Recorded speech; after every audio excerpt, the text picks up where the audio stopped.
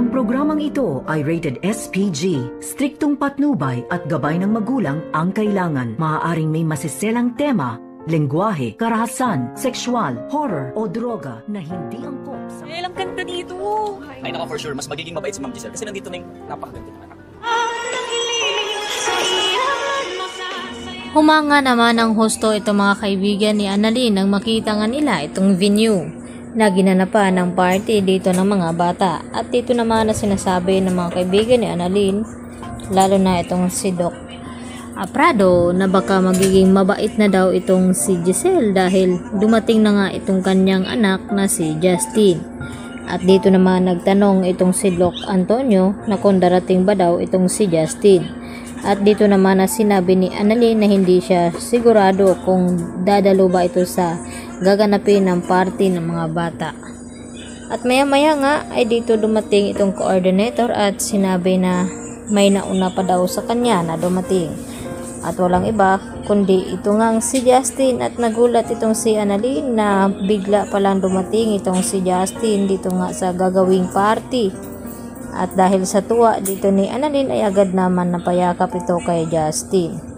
At maya maya nga ay inumpisahan na nga nila itong selebrasyon.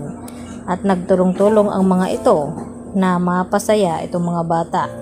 At hindi lang iyon, dahil may performance daw na gagawin itong si Justin at Annalyn na ikakatuwa ng mga bata. At napilitan namang sumayaw itong si Justin at wala na nga siyang nagawa dahil gusto nga ni Annalyn na makasama siya alang-alang nga dito kay Don Pepe. Samantala, hindi nakaligtas na makarating dito kay Eric ang balita na nakipagkasundo na nga itong si Justin sa kanyang ina na si Giselle.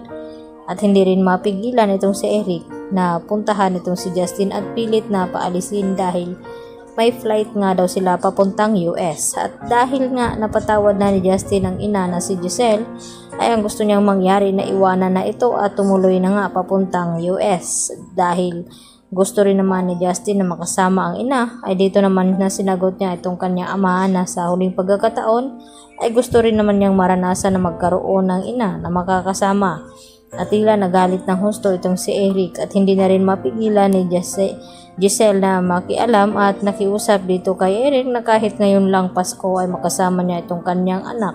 At ganoon din naman ang ginawa ni RJ at pinakiusapan itong si Eric na sana pagbigyan itong mag-ina na mag-enjoy sa araw ng Pasko. At dito na nga nawala na rin nagawa itong si Eric at umalis na lamang. At dito na sinabi kay Justin na ang bilis daw nitong magpatawad sa kabila ng lahat na nagawa nga siyang ipaampon at ipinamigay ng kanyang ina. At dito naman nagpaliwanag itong si Giselle kay Justin na hindi niya nga ito sinasadya noon na ipamigay siya at ipaampon dahil napilitan lamang siya dahil sa takot dito nga sa kanyang ama. At hindi lang iyon, dahil naintindihan na nga ngayon ni Justin kung ano nga ang dahilan ni Giselle na kung bakit nagawa niya ang mga bagay na iyon na hindi naman ginusto ni Giselle. Samantala, natutuwa na rin naman itong si Annalyn dahil sa wakas ay nagkasundo na ang mag-ina at nagkabati at isa na nga lang ang kinakailangan nilang gawin kundi itong ang magising na itong si Don Pepe at kinakailangan malaman daw nila kung sino nga ba ang nagpakidnap dito sa kanya at kung sino ang nagtangka sa buhay nito. Lalo pa ngayon na nagbabalak na ngang magbakasyon itong sina Lynette at Annalyn upang ma-enjoy naman ni Annalyn na makasama itong kanyang ina na si Lynette at makalimutan na nga itong trauma na naramdaman ngayon ni Lynette. Yan ang ating patuloy na aabangan mamaya mga kapuso. Dito lamang yan sa Abot Kamay na Pangarap. Yan lang po at maraming salamat.